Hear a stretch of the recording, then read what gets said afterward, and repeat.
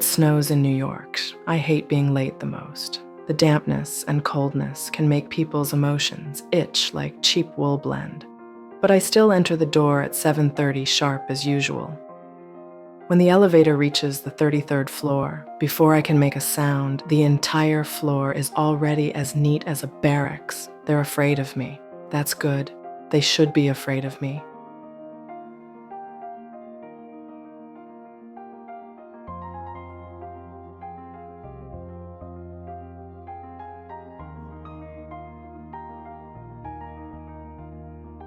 My name is Miranda, and they call me Devil in private. It's not because I want to become a demon, but because in this male-dominated world, if a woman is not fierce, she won't even have a chance to stand up.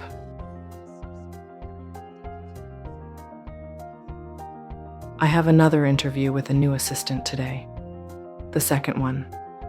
The first one was fired by me for a simple reason. She left her job without permission when her finger was cut by a knife, which caused me to miss an important call.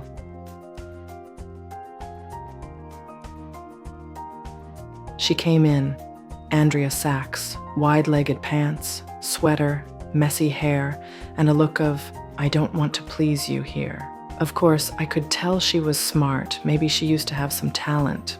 Unfortunately, the moment she sat down, I already knew.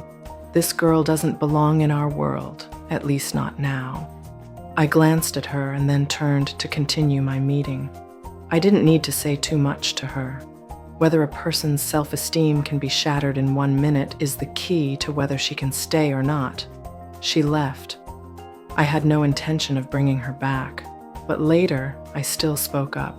I admit that I occasionally give people a chance, especially those young people who have not been polished to obey. She is not obedient enough, not self-disciplined enough, and does not know when to bend her knees, but she has eyes. Perhaps she will learn slowly, but she must understand that she is not here to be a journalist, nor is she here to realize herself. She is here to make me drink milk-free and sugar-free coffee on time, find a private sample of a new designer's clothes 1 minute before the magazine deadline, and immediately change colors when I am dissatisfied with eyeshadow instead of giving suggestions. She must understand that I am not her enemy. I am the person she wants to be. She stayed, not because I suddenly became kind, but because I was curious. This clumsy and fashionable girl didn't leave crying on the first day.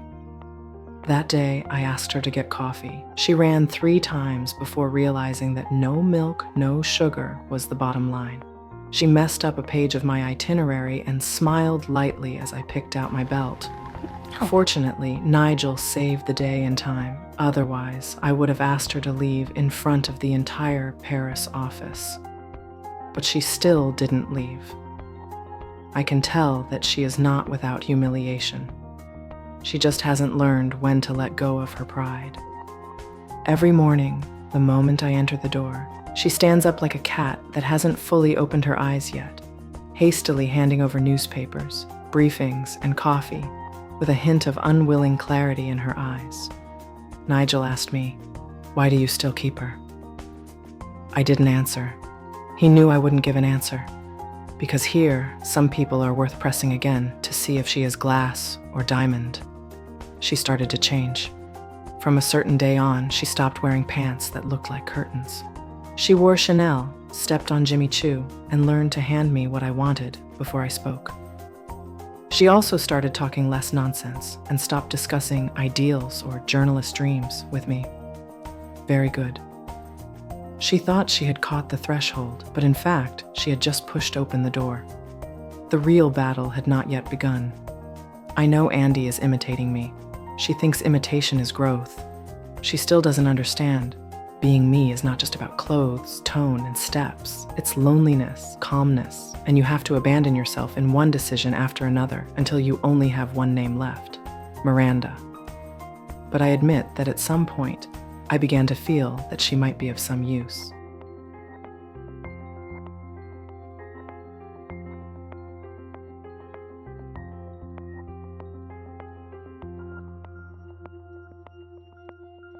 She began to take control of the rhythm, meeting arrangements, business trips, sudden changes. She no longer panicked or asked Emily for help. She would even hand in a revised proposal before I frowned. I didn't praise her. Never. I just didn't call her by the wrong name, Emily, again. She thought it was a kind of affirmation. She was wrong. It was just a phase. The real change began after she gave up on herself. She changed her hairstyle, changed her wardrobe, and began to learn how to lie in front of her friends.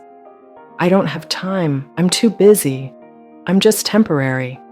I've heard too many excuses like this. In the end, she's walking down my path, but she hasn't realized it's a one-way street yet. I saw her boyfriend complaining. Her friends began to look at her with a pitying look, as if she had a disease that was not easy to cure. They don't understand this world. Success never welcomes half-hearted people. You either come in and nail your soul to the door, or stand outside and look up forever. She thought she could have the best of both worlds. I have seen too many people like her, smart, sensitive, and self-proclaimed sober. Then they are crushed by reality one by one, and in the end, they either leave or become me. There is no third outcome, but she is different, at least in some ways. She is more resilient than I imagined. She gritted her teeth and carried out every task I threw her, even the unpublished Harry Potter manuscript. She was always waiting by my side, with red eyes but perfect makeup. That was some kind of dangerous signal.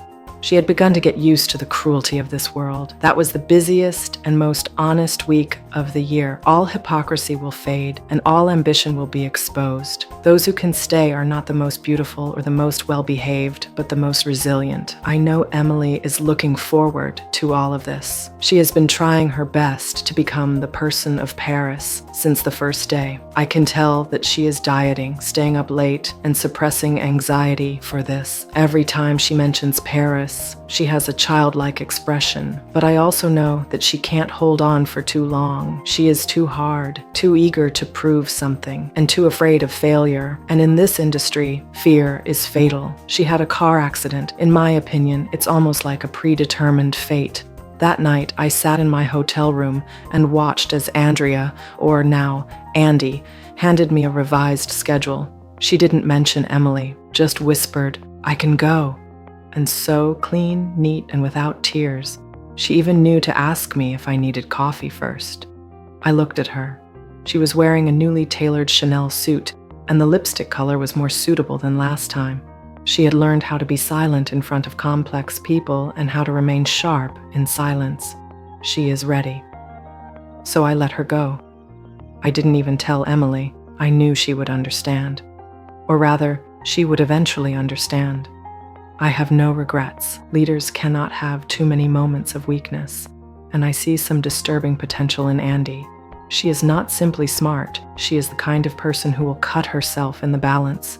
She can sacrifice friendship, love, and even herself just to get closer to the center of power. She and I are so alike. Of course, she is still unwilling to admit this. She is still self-anesthetizing, saying that this is a transitional stage and just for the resume. But I know that soon she will start to get used to the champagne in Paris, get used to others making way for her, and get used to the lightness and indifference that only belongs to a few people. I watched her stand among photographers, designers, and publishers, looking calm and even starting to smile more naturally than I did. I began to suspect that maybe she had gone further. I was sitting in the car with Andy beside me. She had just witnessed how I had secured my throne, sacrificing Nigel to let Eliza Charlton take control of James Holt. This was a deal without smoke or blood, but at a heavy cost. Nigel wouldn't blame me. He knew the rules of the game in this industry, and he knew that after I betrayed him, he would be seen more clearly. When Andy looked at me, there was hostility in his eyes for the first time. It wasn't anger, it wasn't disappointment. It was some kind of alienation. You use him to keep your position. She said it lightly, but it was almost cruel.